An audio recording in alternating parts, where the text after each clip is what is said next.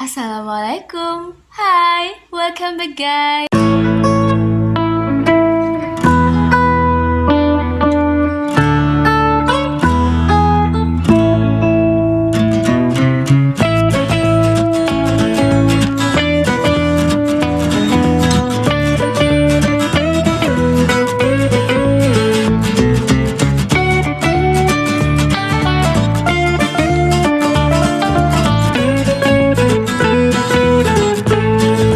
Moms, Bun. Nah, siapa nih yang sudah pernah mengalami persalinan tanpa biaya besar atau bahkan tanpa biaya sama sekali? Seru ya kalau ngomongin soal gratisan. Apalagi ini yang gratis adalah persalinan.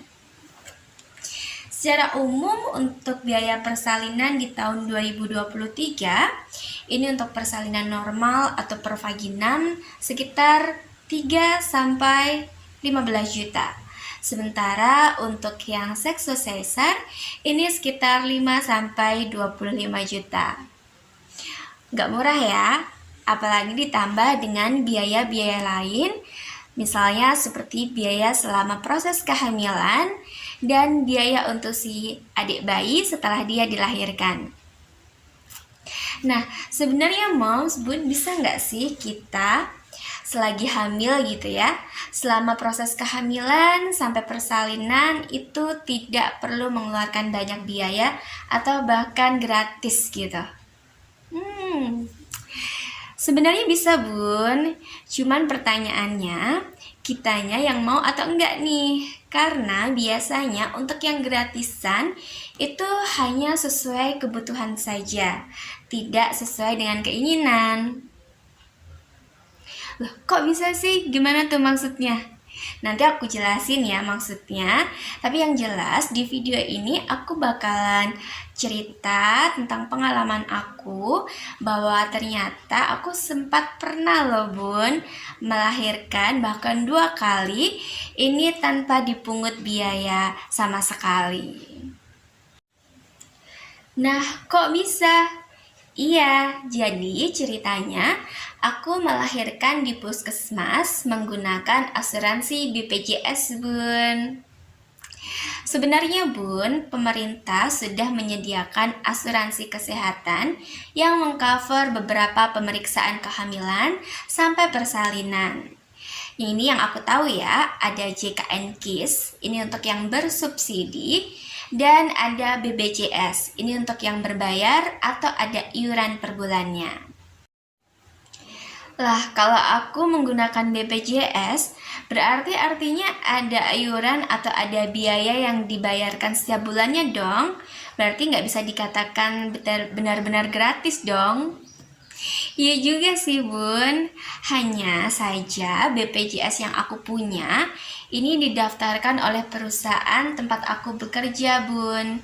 Jadi iuran per bulannya itu dibayarkan oleh perusahaan sebesar 4% dan gajiku terpotong sebesar 1% untuk iurannya. Gitu. Nah, selain itu, pas hari H persalinan itu juga aku tidak perlu membayar lagi ya ke BPJS. Aku langsung bisa menggunakan nomor BPJS ku untuk keperluan persalinan dan aku tidak dipungut biaya sama sekali. Jadi rasanya seperti free gitu bun. Nah, seperti apa sih persalinan yang di cover atau ditanggung oleh BPJS? Nah, BPJS sendiri ini mengcover persalinan baik per vaginam atau normal dan persalinan sesar atau seksosesar. Nah, Bunda tidak perlu khawatir ya untuk persalinan normal karena apabila ada masalah dengan kandungan Bunda, Bunda akan langsung dirujuk untuk bisa operasi sesar seperti itu.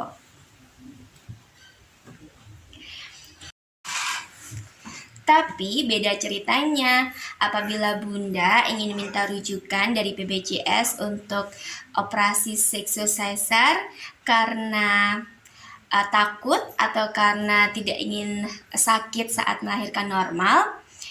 Ini nggak bisa ya Bun, karena operasi seksus sesar yang ditanggung oleh BPJS hanya yang berdasarkan rujukan dari vaskes pertama yang mengetahui kondisi kehamilan Bunda. Nah, itulah kenapa tadi sempat aku bilang ya Bun, bahwa yang gratisan itu biasanya berdasarkan apa yang kita butuhkan, bukan yang kita inginkan.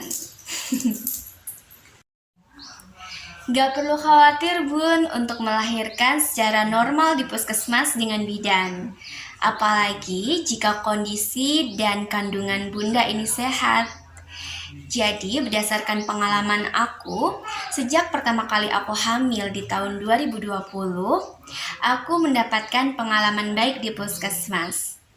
Jadi waktu itu pertama kali kontrol di puskesmas, ini aku langsung disarankan untuk melakukan pemeriksaan ANC terpadu.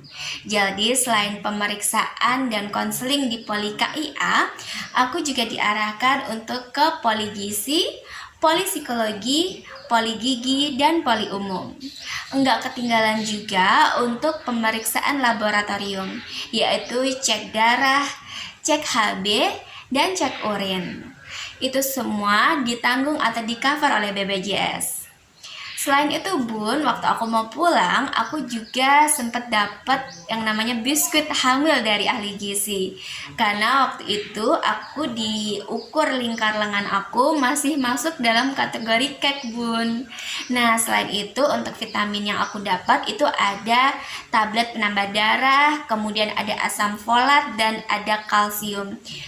Kalsiumnya memang nggak dapat banyak sih, tapi tetap dapat gitu. Nah, yang aku suka ini untuk ibu-ibu bidan di puskesmas itu sangat informatif Bun. Jadi selain aku bisa banyak konseling, ini aku juga diundang untuk mengikuti kelas ibu hamil. Jadi itu ada rutin per bulannya. Kemudian selain itu juga ada senam untuk ibu hamil dan ada yoga ibu hamil. Nah, komplit kan Bun? Nah, untuk persalinan di puskesmas, ini memang ada syaratnya Bun. Pertama, waktu itu karena masih ada pandemi, itu harus swab dulu ya. Kemudian, untuk berat janin, ini minimal harus di atas 2,5 kg. Nah, untuk persalinan di puskesmas, ini aku juga mendapatkan pengalaman yang baik Bun. Jadi untuk tugas-tugas yang disediakan di rumah sakit seperti misalnya doula, kemudian ada fisioterapi, ada ahli laktasi seperti itu ya. Itu sekaligus aku dapetin dari tim bidan yang ada saat persalinan aku. Selain itu, pasca melahirkan, aku juga mendapatkan saran dari ibu bidan untuk segera mengikuti KB. Selain itu juga untuk dedek bayi yang baru aja lahir ini juga sangat diperhatikan kesehatannya Bun. Dari mendapatkan imunisasi dasar, imunisasi 0 bulan ya, sampai mendapatkan salep mata karena belum bisa diberi vitamin A ya untuk baby newborn ya. Nah, kemudian selain itu apalagi ya, pokoknya itu komplit aku dapetin di puskesmas. Itulah kenapa Bun, aku nggak insecure walaupun melahirkan di puskesmas, karena memang kebutuhan-kebutuhan yang seharusnya didapatkan ini benar-benar aku dapatkan gitu. Oke deh Bun, aku mau lurusin dulu nih. Jadi untuk persalinan di puskesmas, aku memang menggunakan BPJS sehingga tidak dipungut biaya sama sekali. Tapi setiap bulannya aku juga masih mengeluarkan selama proses kehamilan ya, aku masih mengeluarkan biaya lain yang di luar dari apa yang di cover oleh BPJS. BPJS ini kan hanya menanggung untuk pemeriksaan kehamilan ataupun persalinan di vaskes pertama. Tapi setiap bulannya aku masih tetap ke Obsgyn Bun, ke dokter kandungan. Jadi untuk apa?